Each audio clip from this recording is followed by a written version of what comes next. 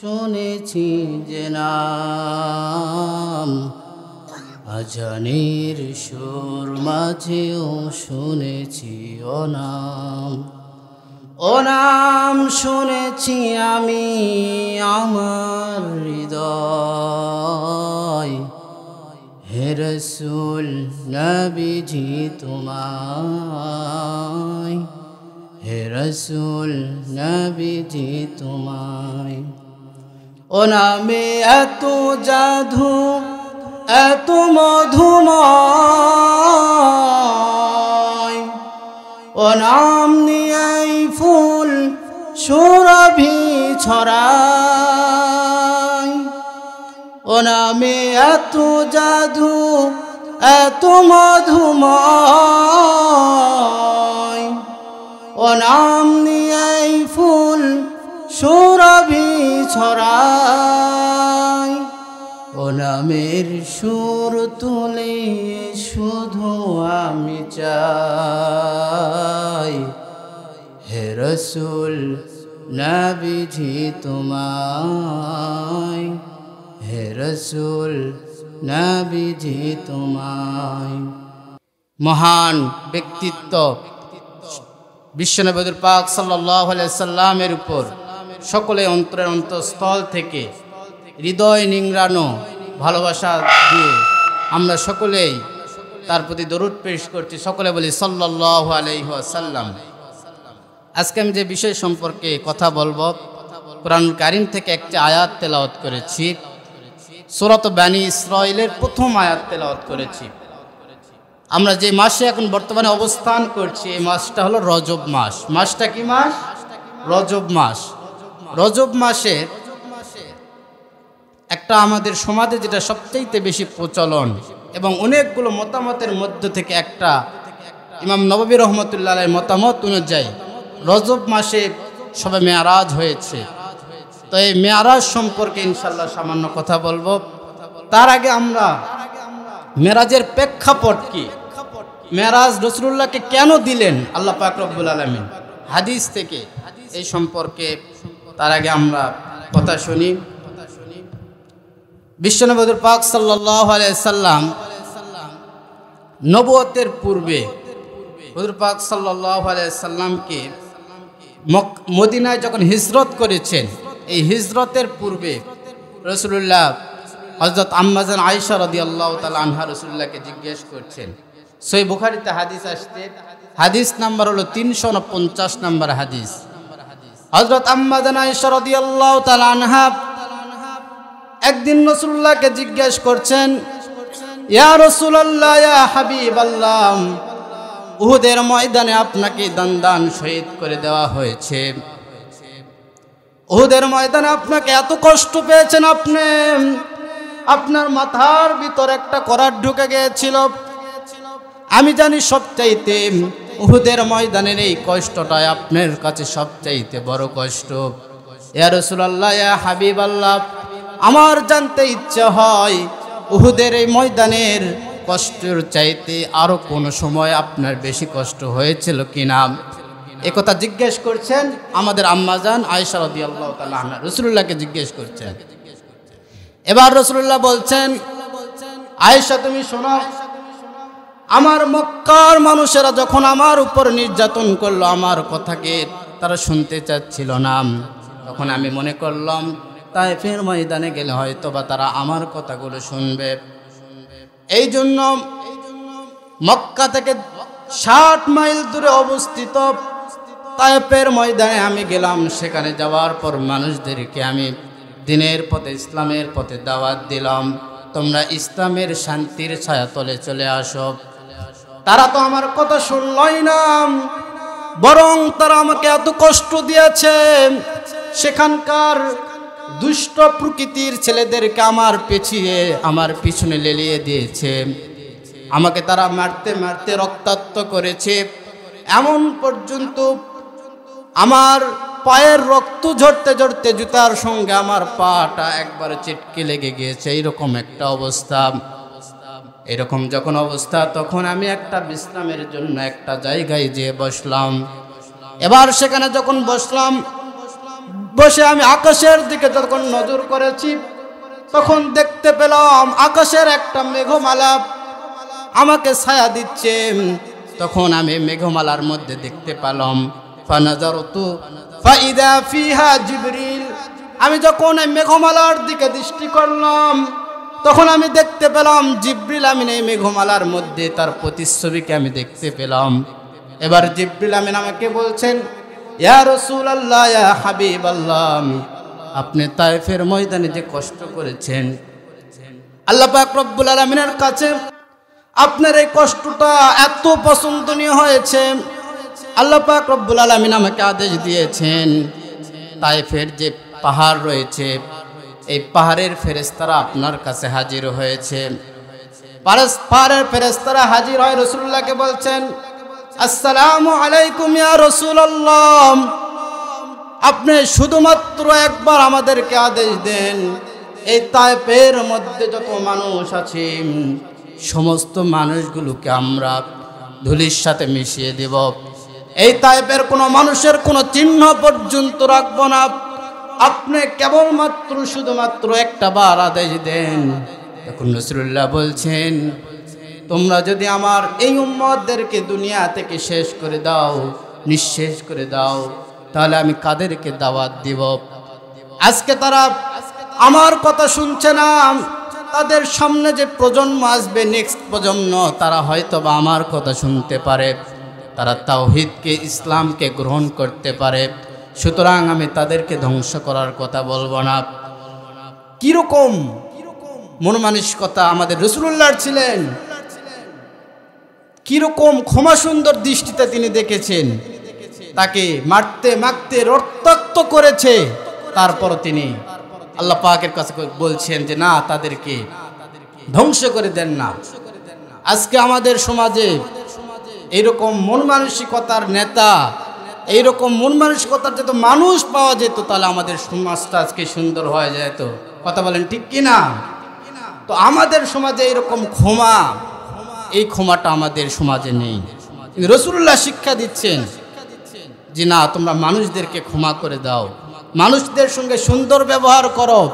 আজকে আমাদের সমাজের মধ্যে আমরা দেখতে পাই মানুষের মধ্যে তো এই ক্ষমা নাই, বরং মানুষ যারা নিরপরাধ মানুষ, যারা জুলুম করে না, যারা অত্যাচার করে না, এইরকম হাজারো আলেমদেরকে বছরের পর বছর কারারুদ্ধ করে তাদের জীবন থেকে ছিনিয়ে নেওয়া হয়েছে। এমনকি দেখা গিয়েছে উলামায়ে কেরামদেরকে শুধুমাত্র কোরআনের হক কথা বলার কারণে আল্লামা সাঈদীকে 12টি বছর কারাগারের মধ্যে বন্দি রেখে শেষ পর্যন্ত তাকে ষড়যন্ত্র করে দুনিয়া থেকে বিদায় করে দেওয়া হয়েছে। কথা বলেন ঠিক কিনা?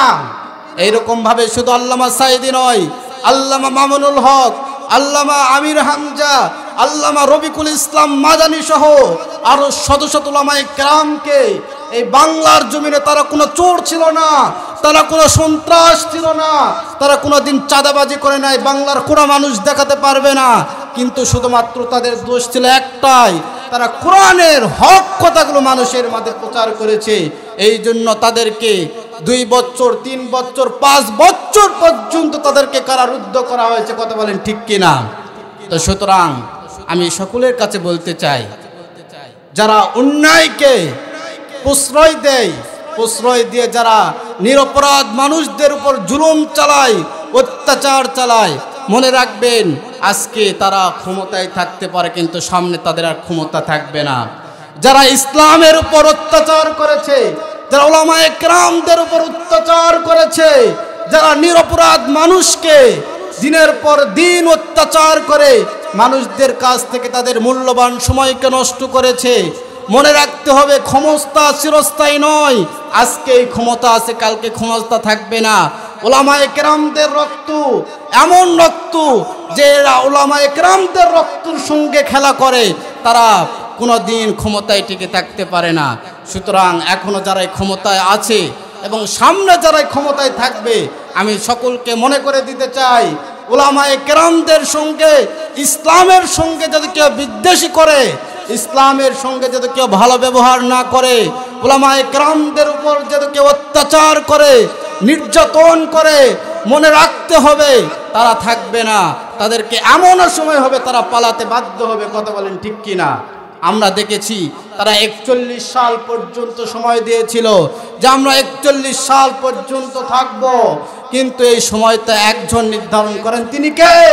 তিনি হল আল্লাহ পাক রব্বুল আলামিন। সুতরাং ক্ষমতা চিরস্থায়ী নয়, ইসলামকে সঠিক পথে যেন চলতে পারে, ইসলাম যেন সঠিক পথে থাকে, উলামায়ে কেরাম যেন ইসলামের ছায়াতলে সুন্দরভাবে ইসলামের হক কথাগুলো বলতে পারে, এই অধিকার প্রত্যেকটা উলামায়ে কেরামদেরকে ফিরে দিতে হবে। এই যেটা আমি বলছিলাম, আল্লাহ পাক রব্বুল আলামিনের রাসূল তিনি তাদেরকে, তারপরও তিনি এত বড় নির্যাতন করার পরও, রাসূলুল্লাহর উপর এত কঠিন নির্যাতন চালার পরও তিনি তাদেরকে ক্ষমা করে দিয়েছেন।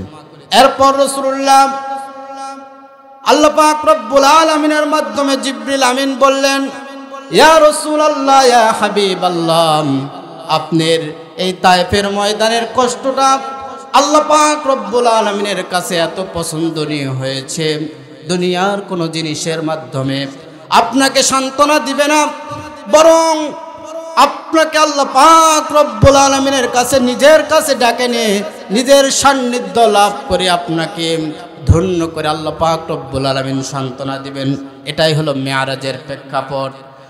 এবং হাদিসের মধ্যে আসতে, ইতিহাসের কিতাবের মধ্যে আসতে, যে বছর রাসূলুল্লাহ মেয়ারাজ করেছেন সেই বছরটা ছিল হলো আমুল হুজুন, অর্থাৎ সেই বছর রাসূলুল্লাহর সবচাইতে কাছের হযরত আবু তালেব তিনি দুনিয়া থেকে বিদায় নিয়ে চলে গিয়েছিলেন। এবং রাসূলুল্লাহর বাড়ির মধ্যে সবচাইতে রাসূলুল্লাহকে সব সময় তিনি সান্ত্বনা দিতেন। আমাদের আম্মাজান খাদিজাতুল কুবরা রাদিয়াল্লাহু তাআলা আনহা সেই বছর ইন্তিকাল করেন। এই রকম একটা বছরে রাসূলুল্লাহকে সান্ত্বনা দেওয়ার জন্য আল্লাহ পাক রব্বুল আলামিন তার নিজের কাছে ডেকে নেওয়ার জন্য মেয়ারাজ দিয়েছেন। কিন্তু এই মেয়ারাজ এমন একটা, আল্লাহ পাক রব্বুল আলামিন রাসূলুল্লাহকে মেয়ারাজ দিয়েছেন এমন একটা মুজিজা যেটা অন্য কোন নবী রাসূলকে আল্লাহ পাক রব্বুল আলামিন দেয় নাই, শুধুমাত্র কেবলমাত্র আমাদের রাসূলকে দিয়েছে। জোরে বলি সুবহানাল্লাহ। তো সুতরাং এই মেয়ারাজ সম্পর্কে সামান্য কথা শুনবো। এখন মেয়ারাজের অংশ হলো দুইটা। মেয়ারাজের অংশ কয়টা? দুইটা। একটা হলো ইসরা আর একটা হলো মেয়ারাজ। মেয়ারাজকে বুঝতে গেলে দুইটা অংশ বুঝতে গেলে, একটা হলো ইসরা আর একটা হলো মেয়ারাজ। সর্বপ্রথম ইসরা, অর্থাৎ মসজিদে হারাম থেকে বাইতুল মুকদ্দাস পর্যন্ত যে সফরটা হয়েছে এটাকে বলা হয় ইসরা। এবং বাইতুল মুকদ্দাস থেকে আরশে আজিম পর্যন্ত সিদরাতুল মুনতাহা পর্যন্ত যে সফর হয়েছে এই সফরটাকে বলা হয় মেয়ারাজ। রাসূলুল্লাহ যখন এই হাদিসটা আপনার সহিহ বুখারীতে আসছে এবং সহিহ মুসলিমের 300 নম্বর হাদিস থেকে আমি আজকে ইনশাআল্লাহ মেয়ারাজের ঘটনাটা আজকে আপনাদেরকে ইনশাআল্লাহ শোনাতে চাই। রাসূলুল্লাহ যখন মেয়ারাজ, রাসূলুল্লাহ কিভাবে শুরু হলেন? রাসূলুল্লাহ তখন কাবার পাশে তিনি শুয়েছিলেন। রাসূলুল্লাহ কাবার পাশে শুয়েছিলেন। আল্লাহ পাক রব্বুল আলামিন কোরআনুল কারীমের মধ্যে বলছেন, সূরাত বানী ইসরাঈল, কোরআনুল কারীমের 17 নম্বর সূরা, সূরাতুল বানী ইসরাঈলের 1 নম্বর আয়াত আল্লাহ পাক রব্বুল আলামিন কত সুন্দরভাবে বলছেন, সুবহানাল্লাযী আসরা বিআবদিহি লাইলাম মিনাল মাসজিদিল হারাম ইলাল মাসজিদিল আকসাল্লাযী বারাকনা হাওলাহু লিনুরিয়াহু মিন আয়াতিনা ইন্নাহু হুয়াস সামিউল বাসীর। জোরে বলি আল্লাহু আকবার। আল্লাহ পাক রব্বুল আলামিন বলছেন সুবহানাল্লাযী, ওই পবিত্র সত্তা। এখানে আমাদেরকে বুঝতে হবে রাসূলুল্লাহ, আল্লাহ পাক রব্বুল আলামিন বলছেন পবিত্র সত্তা। আমরা যেই রকম ভাবে নাপাক হই, আমাদের শরীরের মধ্যে তো প্রস্রাব পায়খানা কোনো কিছু লাগে, তাহলে আমরা তো নাপাক হই, কিন্তু আল্লাহ তো কখনো নাপাক হয় না। কিন্তু আল্লাহ বলছেন ওই পবিত্র সত্তা, অর্থাৎ আল্লাহ পাক কি থেকে পবিত্র? সমস্ত প্রকার অক্ষমতা, দুর্বলতা থেকে পবিত্র। আয়াতের শুরুতেই দেখেন, আয়াতের তাফসীর কত সুন্দর। আয়াতের শুরুতে আল্লাহ পাক বলছেন সুবহানাল্লাযী, ওই মহা পবিত্র সত্তা। অর্থাৎ মেয়ারাজের যে ঘটনা, এই ঘটনাটা আশ্চর্যজনক একটা ঘটনা। মানুষেরা এটাকে অস্বীকার করতে পারে। এই জন্য আল্লাহ পাক রব্বুল আলামিন বলছেন ওই পবিত্র সত্তা যিনি সমস্ত প্রকার অক্ষমতা থেকে পবিত্র, তার মধ্যে কোনো প্রকার দুর্বলতা নাই, তিনি পারেন না এমন কোনো কিছু নাই। ফাআলুল লিমা ইউরিদ, তিনি যা চান তাই করেন, তাকে কেউ কোনো কাজ থেকে ফিরাতে পারে না। এই জন্য আল্লাহ পাক বলছেন যে সুবহানাল্লাযী আসরা বিআবদিহি, ওই মহাপবিত্র সত্তা যিনি তার বান্দাকে ইসরা করিয়েছেন, অর্থাৎ রাত্রিকালীন ভ্রমণ করিয়েছেন। আব্দুন অর্থাৎ হলো বান্দা। আমরা মনে করতে পারি, আমরা অনেকেই প্রশ্ন তুলি রাসূলুল্লাহ হয়তোবা স্বপ্নের মাধ্যমে মেয়ারাজ হয়েছে। না না, রাসূলুল্লাহ নিজের শরীরে সশরীরে মেয়ারাজ হয়েছে। কেননা আল্লাহ পাক রব্বুল আলামিন এখানে আবদুন শব্দ ব্যবহার করেছে।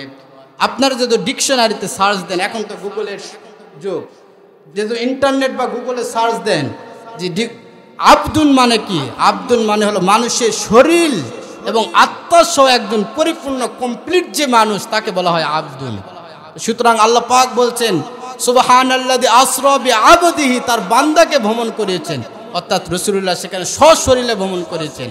আর আবদুন শব্দটা আল্লাহ পাকের কাছে এত প্রিয়, এত প্রিয়, এই জন্য তার সবচাইতে কাছের মানুষ, সবচাইতে খলিলুল্লাহ হাবিবুল্লাহ আল্লাহর বন্ধুকে আল্লাহ পাক রব্বুল আলামিন আবদুন বলে এখানে সম্বোধন করেছেন। এছাড়া কোরআনুল কারীমের মধ্যে সূরাতুল ফুরকানে আল্লাহ পাক রব্বুল আলামিন আবদুন বলে রাসূলুল্লাহকে স্বীকৃতি দিয়েছেন। তাবারাকাল্লাযী নাযালাল ফুরকানা আলা আবদিহি লিয়াকুনা লিল আলামিনা নাযীরা। জোরে বলে আল্লাহু আকবার। এরপর সূরাতুল কাহফ 1 নম্বর আয়াতে আল্লাহ পাক রব্বুল আলামিন রাসূলুল্লাহকে আবদুন বলে স্বীকৃতি দিয়েছেন। আলহামদুলিল্লাহিল্লাযী আনজালা আলা আবদিহিল কিতাবা ওয়া লাম ইয়াজআল লাহু ইওয়াজা। জোরে বলে আল্লাহু আকবার। আল্লাহ পাক রব্বুল আলামিন বলছেন সুবহানাল্লাযী। এখানে আরেকটা জিনিস বোঝার বিষয়, সেটা হলো আমরা যখন কোনো আশ্চর্যজনক কোনো ঘটনা শুনি তখন আমরা বলি, কি বলি? সুবহানাল্লাহ। আল্লাহ যে একটা আশ্চর্যজনক একটা ভ্রমণ রাসূলুল্লাহকে করাবেন, এই জন্য আগেই সুবহানাল্লাযী এইরকম একটা শব্দ দিয়ে এখানে তিনি আয়াতকে শুরু করেছেন। এবং এখানে আরেকটা জিনিস জানার বিষয়, সেটা হলো রাসূলুল্লাহ যে সশরীরে মেয়ারাজ করেছেন, সেটা এই সুবহানাল্লাযী এই শব্দ থেকেই বোঝা যাচ্ছে। কারণ একজন মানুষ যদি স্বপ্ন দেখে, মনে করেন আপনি স্বপ্ন দেখেছেন যে আমি আমেরিকার প্রেসিডেন্ট আপনি হয়ে গিয়েছেন, আমেরিকার প্রেসিডেন্ট আপনি হয়ে গেছেন, স্বপ্ন দেখেছেন। এই কথাটা যদি আপনি সকালে ঘুম থেকে উঠে কোনো মানুষকে বলেন, তাহলে সে কিন্তু আশ্চর্য বোধ করবে না, কারণ আপনি স্বপ্নে দেখেছেন। কিন্তু যখন একজন মানুষ সশরীরে কোনো আশ্চর্যজনক বা কোনো বিশাল কোনো কাজ করে বসে, তখন এই ঘটনাটা যদি আপনি কোনো মানুষকে বলেন, সঙ্গে সঙ্গে কিন্তু সে বলবে সুবহানাল্লাহ। তো এই কথা দ্বারা বোঝা যাচ্ছে রাসূলুল্লাহ সশরীরে তিনি মেয়ারাজ করেছেন। আল্লাহ পাক রব্বুল আলামিন বলছেন সুবহানাল্লাযী, ওই পবিত্র মহান সত্তা, আল্লাযী আসরা বিআবদিহি, তিনি তার বান্দাকে রাত্রিবেলা ভ্রমণ করেছেন। আসরা মানে রাত্রিবেলা ভ্রমণ করা। বিআবদিহি তার বান্দাকে ভ্রমণ করেছেন। লাইলাম মিনাল মসজিদিল হারাম, মসজিদে হারাম থেকে ইলাল মসজিদিল আকসা, মসজিদে আকসা পর্যন্ত। আল্লাযী বারাকনা হাওলাহু লিনুরিয়াহু মিন আয়াতিনা। আল্লাহ পাক বলছেন আল্লাযী বারাকনা হাওলাহু, যার চারপাশে শুধু বারাকাত আর বারাকাত, অর্থাৎ এই মসজিদে আকসার চারপাশে শুধু বারাকাত, যেটা বর্তমানে ফিলিস্তিনে অবস্থিত। আল্লাযী বারাকনা হাওলাহু লিনুরিয়াহু মিন আয়াতিনা, তিনি তার বান্দাকে নিদর্শন দেখানোর জন্য সফর করেছেন। এবার রাসূলুল্লাহ কাবার পাশে শোয়া, এমন সময় রাসূলুল্লাহর কাছে 2 জন ফেরেশতা আসলেন। ফেরেশতা কয়জন? 2 জন ফেরেশতা আসলেন। একজন হলো হযরত জিবরিল আলাইহিস সালাম, 2 নম্বর হযরত মিকাঈল আলাইহিস সালাম। 2 জন ফেরেশতা রাসূলুল্লাহর কাছে আসলেন। বুখারী শরীফের হাদিসের মধ্যে আসছে, রাসূলুল্লাহর কাছে আসার পর, এই ফেরেশতারা আসার পর রাসূলুল্লাহ যে ঘরের মধ্যে শোয়া ছিলেন, সেই ঘরের ছাদটা সঙ্গে সঙ্গে ফাঁকা হলো। হাদিসের কিতাবের মধ্যে আসছে ছাদটা এই জন্যই ফাঁকা হয়েছে, ছাউনি যেটা ছিল এই জন্যই ফাঁকা হয়েছে। এর দ্বারা বোঝা যাচ্ছে একটা আশ্চর্যজনক ঘটনা আজকে ঘটবে। ফেরেশতারা কিন্তু ইচ্ছা করলে দরজা দিয়ে বা ঘরের যে কোনো জায়গা দিয়ে ঢুকতে পারতো, কিন্তু সমস্ত জায়গা বাদ দিয়ে তারা সরাসরি ছাদ দিয়ে ঢুকলো। ছাদটা ফাঁকা হয়ে গেল এবং তারা দুইজন রাসূলুল্লাহর কাছে প্রবেশ করল। রাসূলুল্লাহকে জমজম কূপের পাশে নিয়ে গেলেন।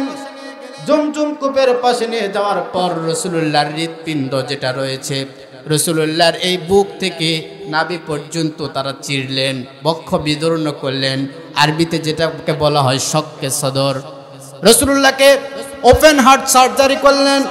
আজকে আমাদের দেশে গোটা পৃথিবীতে ওপেন হার্ট সার্জারি তারা ডাক্তারেরা, যেটা বিজ্ঞানীরা আবিষ্কার করেছে, এটা রাসূলুল্লাহর ইতিহাস থেকে তারা আবিষ্কার করেছে।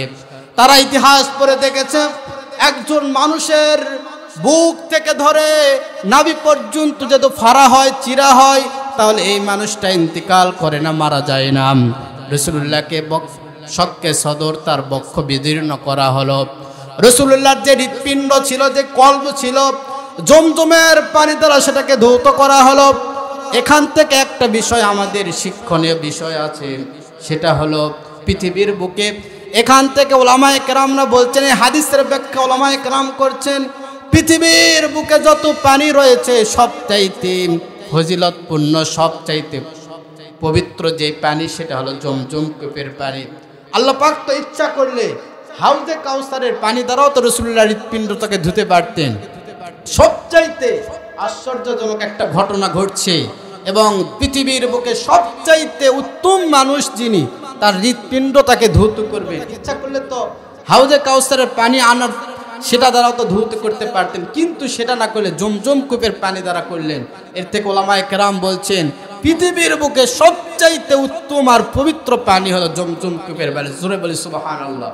এই জন্য আমাদের পরিবারের মধ্যে যারা বিভিন্ন দুরারোগ্য ব্যাধিতে আক্রান্ত হয়, আমরা যখন অসুস্থ হয়, যেহেতু আপনি খালেস নিয়তে পরিপূর্ণ তাওয়াক্কুল আর ভরসা শুধুমাত্র আল্লাহর উপর করে কেউ যদি এই জমজম কূপের পানি খায়, যে আল্লাহ আমাকে এই পানির ওসিলায় আল্লাহ আপনি আমাকে সুস্থতা দান করেন, তাহলে অবশ্যই অবশ্যই আল্লাহ পাক রব্বুল আলামিন সুস্থতা দান করবেন। এই জমজম কূপের পানির এত ফজিলত। আল্লাহ পাক রব্বুল আলামিনের রাসূলুল্লাহ সাল্লাল্লাহু আলাইহি ওয়াসাল্লামকে এই হৃৎপিণ্ডটাকে জমজম কূপের পানি দ্বারা ধৌত করা হলো। ধৌত করার পর সেখানে দুইটা পেয়ালা নিয়ে এসেছেন। একটা পেয়ালার মধ্যে ছিলেন হিকমা, আরেকটা পেয়ালার মধ্যে ছিলেন ঈমান। ঈমান এবং হিকমা দ্বারা রাসূলুল্লাহর পরিপূর্ণ কলবটা সেখানে পরিষ্কার করে সেটাকে পরিপূর্ণ করে দেওয়া হলো। এবার রাসূলুল্লাহ কলবটাকে ভিতরে দিয়ে আবার পুনরুস্থান করা হলো। এবার রাসূলুল্লাহকে ইসরা অর্থাৎ মসজিদুল আকসা পর্যন্ত নিয়ে যাওয়ার জন্য একটা প্রাণীকে নিয়ে আসা হলো, একটা বাহনকে নিয়ে আসা হলো। বাহনটার নাম হলো বুরাক। বাহনটার নাম কি? বুরাক। বুরাক এসেছে আরবি শব্দ বারকুন থেকে। বারকুন মানে হলো বিদ্যুৎ। বুরাকটা দেখতে কেমন?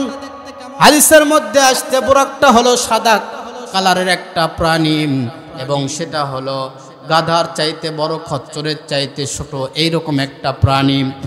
আর এই প্রাণীটা তার দ্রুততা কত দূর? হাদিসের মধ্যে আসছে তার চোখ যত দূর পর্যন্ত যায়, তার একটা করে ধাপ তত দূর পর্যন্ত যায়। জোরে বলি সুবহানাল্লাহ। তার চোখ যত দূর পর্যন্ত যাবে, তার একটা করে লাভ তত দূর পর্যন্ত। বুরাক হলো বারকুন থেকে, অর্থাৎ বিদ্যুৎ।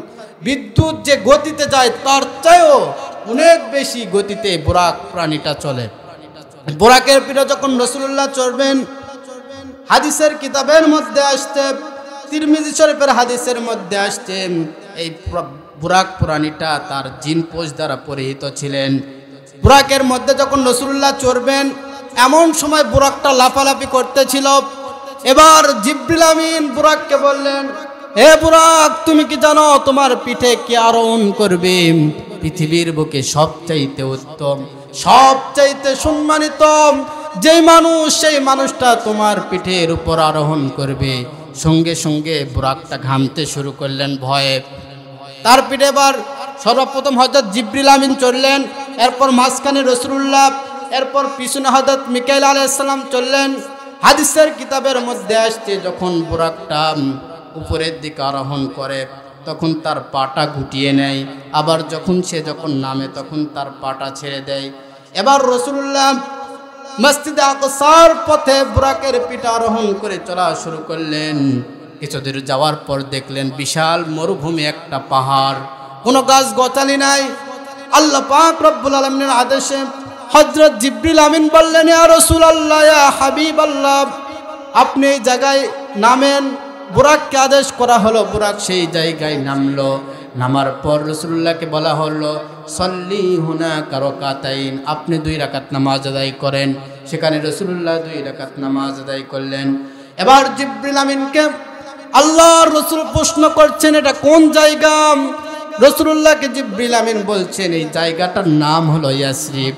কিছুদিন পরে আপনি মক্কা থেকে হিজরত করে এই ইয়াসরিবে আসবেন, আর আপনি যখন আসবেন তখন এই জায়গার নাম হবে মদিনা। এরপর রাসূলুল্লাহ আবার বুরাকের পিঠে আরোহণ করে চলতে লাগলেন। কিছু দূর যাওয়ার পর দেখলেন রাস্তার এক মাথায় একটা বৃদ্ধ রাসূলুল্লাহকে ডাকছেন। রাসূলুল্লাহ তার ডাকে সাড়া দিলেন নাম। এরপর আবার রাসূলুল্লাহ যাচ্ছিলেন, যাওয়ার সময় দেখলেন, কিছু দূর যাওয়ার পর দেখলেন রাস্তার আরেক জায়গায় একটা বৃদ্ধা মহিলা, সেও রাসূলুল্লাহকে ডাকছিলেন। রাসূলুল্লাহ তার ডাকে সাড়া দিলেন নাম। কিছু দূর যাওয়ার পর রাসূলুল্লাহ দেখলেন সুন্দর একটা তরুণী রাসূলুল্লাহকে ডাকছেন। রাসূলুল্লাহ তার ডাকে সাড়া দিলেন না। এবার রাসূলুল্লাহ জিবরিল আমিনকে বলছেন, এরা কারা? তারা আমাকে ডাকছিল। জিবরিল আমিন বললেন, প্রথম যে বৃদ্ধটা আপনাকে ডাকছিল তার মাথার চুল দাড়ি পর্যন্ত সব কিছু পাকা, এটা হলো ইবলিস, শয়তান। আপনি তার ডাকে সাড়া দেন নাই, ভালো করেছেন। এরপর রাসূলুল্লাহ বলছেন, যে বৃদ্ধা মহিলা আমাকে ডাকছিল সেটাকে? রাসূলুল্লাহকে বললেন, ওই বৃদ্ধা মহিলাটা হলো দুনিয়া, অর্থাৎ দুনিয়ার মোহে যারা পড়বে তার বৃদ্ধা অবস্থাটার মতো তাদের অবস্থা হবে। এবার রাসূলুল্লাহ বলছেন ওই তরুণী মহিলাটাকে, রাসূলুল্লাহকে বলছেন ওই তরুণীটা মহিলা হলো দুনিয়ার চাকচিক্য, আপনি তার ডাকে সাড়া দেন নাই, ভালো করেছেন। এবার রাসূলুল্লাহ সামনের দিকে অগ্রসর হচ্ছিলেন। কিছু দূর যাওয়ার পর রাসূলুল্লাহ দেখলেন একটা বিশাল পাহাড়। জিবরিল আমিন সেখানে বুরাককে আদেশ করলেন, বুরাকটা সেখানে নামে গেলেন পাহাড়ের উপর। এবার রাসূলুল্লাহকে বললেন, সল্লি হুনাকা রাকাতাইন, আপনি 2 রাকাত নামাজ আদায় করে নেন। রাসূলুল্লাহ সেখানে 2 রাকাত নামাজ আদায় করলেন। জিবরিল আমিন বললেন, এটা হলো ওই পাহাড় যেই পাহাড়ের মধ্যে হযরত মূসা আলাইহিস সালাম আল্লাহ পাক রব্বুল আলামিনের সঙ্গে যে পাহাড় থেকে সাক্ষাৎ করছিল, এটা হলো সেই তুর পাহাড়। আবার বুরাক চলা আরম্ভ করলেন। কিছু দূর যাওয়ার পর রাসূলুল্লাহ একটা গাছের নিচে সেখানে বুরাককে নামানো হলো। রাসূলুল্লাহকে বলা হলো, সল্লি হুনাকা রাকাতাইন, আপনি 2 রাকাত নামাজ আদায় করেন। রাসূলুল্লাহ সেখানে 2 রাকাত নামাজ আদায় করলেন। এবার রাসূলুল্লাহ বললেন, এটা কোন জায়গা? হযরত জিবরিল আমিন বললেন, এটা হলো সেই জায়গা যেই জায়গায় আল্লাহ পাক রব্বুল আলামিন হযরত মারিয়াম আলাইহাস সালামের মাধ্যমে তার স্বামীবিহীন বৈধভাবে আল্লাহ পাক রব্বুল আলামিন হযরত ঈসা আলাইহিস সালামকে জন্মগ্রহণ করিয়েছিলেন মারিয়াম আলাইহাস সালামের মাধ্যমে, সেটা হলো সেই জায়গা। এবার রাসূলুল্লাহ সাল্লাল্লাহু আলাইহি ওয়াসাল্লাম বুরাকের পিঠে আরোহণ করে চলা শুরু করলেন। চলতে চলতে কিছু দূর যাওয়ার পর কে যেন রাসূলুল্লাহকে সালাম দিচ্ছেন, আসসালামু আলাইকা ইয়া রাসূলুল্লাহ। কিছুক্ষণ পর আবার কে যেন সালাম দিচ্ছে, আসসালামু আলাইকা ইয়া আউয়াল। আবার কে যেন সালাম দিচ্ছে, আসসালামু আলাইকা ইয়া আখির। আবার কে যেন সালাম দিচ্ছে, আসসালামু আলাইকা ইয়া হাশির। এবার রাসূলুল্লাহ জিবরিল আমিনকে জিজ্ঞেস করলেন, এরা কারা আমাকে সালাম দিচ্ছেন? এবার জিবরিল আমিন বললেন, প্রথমে যেই ব্যক্তি সালাম দিয়েছেন সে হলো হযরত ইব্রাহিম আলাইহিস সালাম। দ্বিতীয় যে সালাম দিয়েছেন সে হলো হযরত মূসা আলাইহিস সালাম। তৃতীয় যে সালাম দিয়েছেন সে হলো হযরত ঈসা আলাইহিস সালাম। এবার এরকম অবস্থার মধ্যে রাসূলুল্লাহ মসজিদ আকসার মধ্যে তিনি চলে গেলেন। এমন সময় রাসূলুল্লাহকে বলছেন, ফাদখালতুল মসজিদ। রাসূলুল্লাহ যখন মসজিদের মধ্যে প্রবেশ করলেন, দেখলেন পুরাটা মসজিদ মানুষ দ্বারা ভরপুর। রাসূলুল্লাহকে বলা হলো, আপনি সামনের দিকে অগ্রসর হন। রাসূলুল্লাহ সামনে গেলেন। রাসূলুল্লাহকে এবার আদেশ দেওয়া হলো, আপনি 2 রাকাত নামাজের ইমামতি করেন। রাসূলুল্লাহকে আদেশ দেওয়ার পর রাসূলুল্লাহ 2 রাকাত নামাজের ইমামতি করলেন। সমস্ত আম্বিয়ায়ে কেরাম, সমস্ত মুরসালিনগণ রাসূলুল্লাহর পিছনে সেখানে 2 রাকাত নামাজ আদায় করলেন। নামাজ আদায় করার পর রাসূলুল্লাহ সুম্মা খরজিতু, অতঃপর রাসূলুল্লাহ যখন মসজিদে আকসা থেকে বের হলেন, হওয়ার পর দেখলেন জিবরিল আমিন 2টা পাত্র নিয়ে আছে। একটা পাত্রের মধ্যে ছিল শরাব, আর একটা পাত্রের মধ্যে ছিল লাবানুন, দুধ ছিল। রাসূলুল্লাহকে বলা হলো আপনি কোনটা চয়েস করবেন, যে কোনো একটা এখান থেকে নেন। রাসূলুল্লাহ দুধটাকে গ্রহণ করলেন, লাবানুন দুধটাকে গ্রহণ করলেন। এবার জিবরিল আমিন বলছেন, ইয়া রাসূলুল্লাহ, ইয়া হাবিবাল্লাহ, আপনি ভালো কাজটাই করেছেন। আপনি যদি এখান থেকে দুধ গ্রহণ না করে যদি শরাব গ্রহণ করতেন, পৃথিবীর যত উম্মত আপনার আসবে সমস্ত উম্মতেরা তারা পথভ্রষ্ট হয়ে যেত। এবার রাসূলুল্লাহ এবার তিনি 7 আসমান পাড়ি দিবেন। রাসূলুল্লাহ প্রথম আসমানে যখন গেলেন, প্রথম আসমানে যাওয়ার পর এবার ফেরেশতাদের সর্দার হযরত জিবরিল আমিন প্রথম আসমানের গেটের মধ্যে তিনি ডাকছেন। প্রথম আসমানে গেলেন, যাওয়ার পর গেট লক করা। এবার জিবরিল আমিন প্রথম আসমানে ডাকছেন। ভিতর থেকে যে দারোয়ান ছিল, প্রথম আসমানের দারোয়ানটার নাম হলো ইসমাইল। ইসমাইল বলছেন, কে? তখন মান হাদা, আপনি কে? তখন বলছেন জি আনা জিবরিল, আমি জিবরিল। তখন বলছেন যে আপনার সঙ্গে কে এসেছে? তখন বলছেন যে আমার সঙ্গে পৃথিবীর বুকে সবচাইতে সম্মানিত যে মানুষ, সে মানুষটা আমার সঙ্গে এসেছে। তখন এবার জিবরিল আমিনকে জিজ্ঞেস করা হচ্ছে যে আল্লাহর কোনো আদেশে এসেছে নাকি আপনি নিজে নিজে তাকে নিয়ে এসেছেন? এবার জিবরিল আমিন বলছেন আল্লাহ পাক রব্বুল আলামিন আদেশ দিয়েছেন, আর সে আদেশে আমি তাকে নিয়ে এসেছি। এখান থেকে একটা জিনিস শিক্ষণীয় বিষয়, সেটা হলো সমস্ত ফেরেশতাদের লিডার, সর্দার যিনি, তিনি কিন্তু জিবরিল আমিন। তিনি সেখানে যায় একজন দারোয়ান ফেরেশতার থেকে তিনি তার দরজা খোলার অনুমতি নিচ্ছেন। এখান থেকে শিক্ষণীয় বিষয়, কোনো মানুষ যদি কোনো মানুষের বাড়িতে প্রবেশ করতে চায়, তাহলে সে যতই পরিচিত মানুষ হোক, আপনি তাকে সেখানে অনুমতি নিয়ে প্রবেশ করতে হবে। কারণ বাড়ির মধ্যে যে কোনো মানুষ থাকতে পারে, কোনো মহিলা থাকতে পারে, এই জন্য বাড়ির মধ্যে অনুমতি নিয়ে প্রবেশ করতে হবে। এবার প্রথম আসমানে গেলেন, প্রথম আসমানের দরওয়াজা খুলে দেওয়া হলো। প্রথম আসমানে হযরত জিবরিল আমিন রাসূলুল্লাহকে সঙ্গে করে নিয়ে চলে গেলেন। যাই দেখলেন হযরত আদম আলাইহিস সালাম সেখানে অবস্থান করছেন। আদম আলাইহিস সালাম রাসূলুল্লাহকে স্বাগত জানালেন। রাসূলুল্লাহ হযরত আদম আলাইহিস সালামের দেখলেন তার ডান পাশে অনেকগুলো মানুষ রয়েছে, তার অনেকগুলো উম্মত রয়েছে। বাম পাশে অনেকগুলো উম্মত রয়েছে। ডান পাশে অনেকগুলো উম্মতের দিকে যখন জান্নাতে অনেকগুলো উম্মতের দিকে যখন রাসূলুল্লাহ তাকাচ্ছিলেন, তখন হযরত আদম আলাইহিস সালাম তাকাচ্ছিলেন, তখন তিনি হাসছিলেন। লিল্লাহি তাকবীর, দ্বিতীয় বক্তার আগমন। ডান পাশে তার উম্মতগুলোর দিকে তাকাচ্ছিলেন, তখন হযরত আদম আলাইহিস সালাম হাসছিলেন। আর যখন বাম পাতের উম্মতগুলোর দিকে তাকাচ্ছিলেন, তখন ক্রন্দন করছিলেন। এবার জিবরিল আমিনকে জিজ্ঞেস করা হলো এই মানুষটাকে। তখন জিবরিল আমিন রাসূলুল্লাহকে বললেন, আপনি যাকে দেখেছেন তিনি হলো আদি পিতা হযরত আদম আলাইহিস সালাম। আর তার পাশে যে মানুষগুলোকে দেখেছেন তারা হলো হযরত আদম আলাইহিস সালামের উম্মত। তিনি যখন তার পাশের দিকে ডান পাশে তাকাচ্ছিলেন, তখন এই জন্যই হাসছিলেন, তারা হলো হযরত আদম আলাইহিস সালামের জান্নাতি উম্মত। আর বাম পাশের দিকে যখন তাকাচ্ছিলেন, এই জন্যই ক্রন্দন করেছিলেন, তারা হলো হযরত আদম আলাইহিস সালামের যেই সমস্ত উম্মতেরা জাহান্নামে যাবে তারা। এবার দ্বিতীয় আসমানে গেলেন। দ্বিতীয় আসমানে একইভাবে অনুমতি নিলেন, নিয়ে যখন দ্বিতীয় আসমানে প্রবেশ করলেন, দ্বিতীয় আসমানে 2 জন খালাতো ভাইয়ের সাথে দেখা হলো। একজন হলো হযরত ঈসা আলাইহিস সালাম, আর একজন হলো হযরত জাকারিয়া আলাইহিস সালাম। তারাও রাসূলুল্লাহকে সুস্বাগত জানালেন। তৃতীয় আসমানে গেলেন।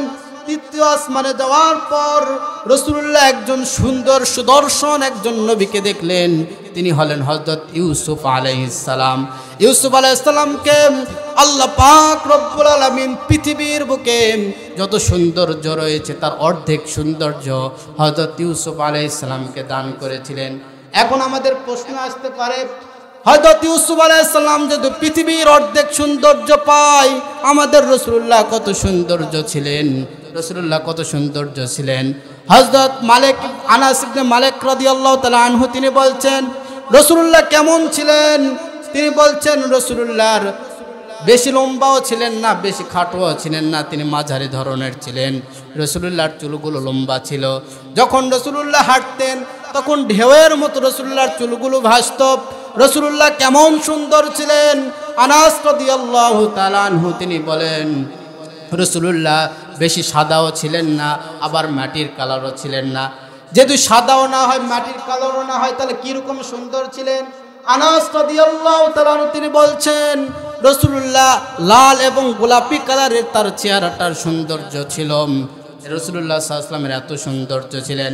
আনাস রাদিয়াল্লাহু তাআলা বলেন আমি রাসূলুল্লাহর দিকে তখন তাকাই, মনে হয় আসমানের যে চাঁদ রয়েছে, আসমানের চাঁদের চাইতেও রাসূলুল্লাহর সৌন্দর্যটা বেশি।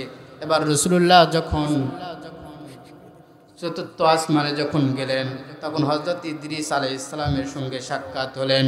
পঞ্চম আসমানে যখন রাসূলুল্লাহ গেলেন তখন হযরত হারুন আলাইহিস সালামের সঙ্গে সাক্ষাৎ হলেন। ষষ্ঠ আসমানে হযরত মূসা আলাইহিস সালামের সঙ্গে সাক্ষাৎ হলেন এবং প্রত্যেকটা আসমানের নবীরাই তাদের রাসূলুল্লাহকে সুস্বাগত জানালেন। সপ্তম আসমানে যখন গেলেন তখন যাওয়ার পর হযরত ইব্রাহিম আলাইহিস সালামের সঙ্গে সাক্ষাৎ হলেন। আর হযরত ইব্রাহিম আলাইহিস সালাম বাইতুল মামুরের সঙ্গে হেলান দিয়েছিলেন। বাইতুল মামুরটা কি আমাদেরকে জানতে হবে। বাইতুল মামুরটা হলো কাবা শরীফের সঙ্গে সরাসরি, কাবা শরীফ যে অবস্থান, যে জায়গা অবস্থান করছে এর সঙ্গে সরাসরি যেই জায়গা সেটা হলো বাইতুল মামুর সপ্তম আসমানে। এই বাইতুল মামুরের সঙ্গে হযরত ইব্রাহিম আলাইহিস সালাম হেলান দিয়েছিলেন এবং বাইতুল মামুর সেখানে প্রত্যেক দিন ৭০,০০০ ফেরেশতা সেই বাইতুল মামুরের মধ্যে প্রবেশ করে এবং আল্লাহর ইবাদত করে। আর একটা করে দল ৭০,০০০-এর যে ফেরেশতাদের যে দল বাইতুল মামুরের মধ্যে একবার প্রবেশ করে, পৃথিবীর শেষ সময় পর্যন্ত তারা দ্বিতীয়বার আর প্রবেশ করার সুযোগ পাবে না। সুবহানাল্লাহ। এখানে কত বড় একটা বিষয় জানার। ৭০,০০০ করে ফেরেশতা বাইতুল মামুরের মধ্যে ৭০,০০০ করে ফেরেশতার একটা দল প্রবেশ করে, তারা ইবাদত করে বের হয়ে যায়। কিয়ামত পর্যন্ত তারা আর একবার যে ঢুকবে এই ঢোকার সুযোগ পাবে না। সুবহানাল্লাহ। এত ফেরেশতা আল্লাহর রয়েছে। সুতরাং আমরা মনে করি আমরা একজন যদি আল্লাহর গোলামি না করে আল্লাহর কোনো যায় আসে না। হাজারো কোটি কোটি ফেরেশতা আছে তারা সর্বক্ষণ আল্লাহর ইবাদত করছে। এই বাইতুল মামুরের মধ্যে বাইতুল মামুরের সঙ্গে হেলান দিয়েছিলেন হযরত ইব্রাহিম আলাইহিস সালাম। ইব্রাহিম আলাইহিস সালামের সঙ্গে যখন সাক্ষাৎ হলেন তখন হযরত ইব্রাহিম আলাইহিস সালাম কয়েকটা বিষয় রাসূলুল্লাহকে বললেন। প্রথম বললেন আপনার সমস্ত উম্মতকে আমার সালাম দিবেন। আমি আপনার উম্মতকে 3টি কথা জানাতে চাই। আমার এই 3টি বার্তা, 3টি মেসেজকে আপনার উম্মতের মাঝে আমার পক্ষ থেকে জানিয়ে দিবেন।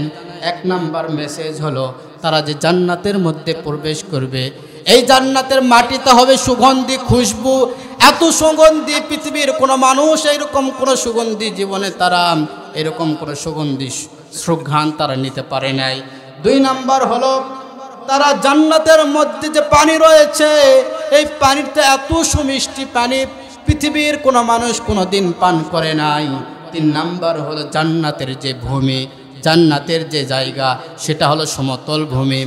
এবার রাসূলুল্লাহ জিজ্ঞেস করছেন জান্নাতের ভূমি যদি হয় সমতল ভূমি, অর্থাৎ সেখানে কোনো প্রাসাদ নাই, গাছ নাই, কোনো কিছু নাই, তো জান্নাতে যদি সমতল ভূমি হয় তাহলে আমার উম্মতেরা কিভাবে বসবাস করবে। হযরত ইব্রাহিম আলাইহিস সালাম বলছেন আপনার উম্মতকে আপনি জানিয়ে দিবেন তারা যদি 3টি কাজ করে, তারা যদি 3টি কাজ করে তাহলে তাদের এই 3টি তাসবিহাতের মাধ্যমে আল্লাহ পাক শেষ করে দেয়। এটা এই 3টি কাজের মাধ্যমে জান্নাতের মধ্যে গাছ গোছালি বৃক্ষ তিনি রোপণ করাবেন। 1 নাম্বার হলো সুবহানাল্লাহ, 2 নাম্বার হলো আলহামদুলিল্লাহ, 3 নাম্বার হলো আল্লাহু আকবার, 4 নাম্বার হলো লা ইলাহা ইল্লাল্লাহ। এই 4টি তাসবিহাত কেউ যদি পাঠ করে 1টি বার করে তারা পাঠ করবে আর জান্নাতের মধ্যে 1টি করে বৃক্ষ রোপণ করা হবে। তারা পাঠ করবে আর জান্নাতের মধ্যে প্রসাদ নির্মাণ হবে। সুতরাং এই মেরাজ থেকে আমাদের অনেক শিক্ষণীয় বিষয় আছে। মেরাজের ঘটনা আসলে আমি যে পর্যন্ত নিয়ে যেতে চাইলাম বলার সময়ে স্বল্পতার কারণে বলা হচ্ছে না, কিন্তু এই জান্নাত মেরাজ থেকে আমরা শিক্ষা নেই যে আমরা যে জান্নাতে যাব এই জান্নাতের ভূমিটা হবে সমতল ভূমি। কি ভূমি? সমতল ভূমি, অর্থাৎ সেখানে কোনো গাছ নাই, প্রসাদ নাই, কোনো কিছু নাই। যখন বান্দা যখন আল্লাহর জিকির করবে সুবহানাল্লাহ, আলহামদুলিল্লাহ, আল্লাহু আকবার, লা ইলাহা ইল্লাল্লাহ, প্রত্যেকটা তাসবিহাতের মাধ্যমে সেখানে বৃক্ষরোপণ করা হবে, জান্নাতের মধ্যে প্রসাদ নির্মাণ হবে। এই জন্য সকলের কাছে আমার উদারত আহ্বান, আপনারা আমরা সকলেই যখনই যে কোনো সময় পাই আমরা আল্লাহর এই তাসবিহাতগুলো পাঠ করি। আর এই তাসবিহাতগুলো পাঠ করতে কোনো অজু লাগে না, কোনো কিছু লাগে না। আপনি দোকানে বসে আছেন, আপনার অজু নাই, বা আপনি কোনো ব্যবসা বাণিজ্য করছেন, কৃষি ক্ষেত খামারি করছেন, আপনি চলাফেরার সময় এই তাসবিহাতগুলো পাঠ করতে পারেন। আপনি যত তাসবিহাত পাঠ করবেন জান্নাতের মধ্যে আপনার জন্য তত বৃক্ষরোপণ হবে, তত সুন্দর সুন্দর প্রসাদ আপনাদেরকে জন্য জান্নাত আল্লাহ পাক রব্বুল আলামিন নির্মাণ করে দেবেন। আল্লাহ পাক সকলকেই এই সংক্ষিপ্ত কথাগুলোর উপর আমল করার তৌফিক দান করুক। ওয়া আখিরু দাওয়ানা আলহামদুলিল্লাহি রাব্বিল আলামিন। আসসালামু আলাইকুম ওয়া রাহমাতুল্লাহি ওয়া বারাকাতুহু।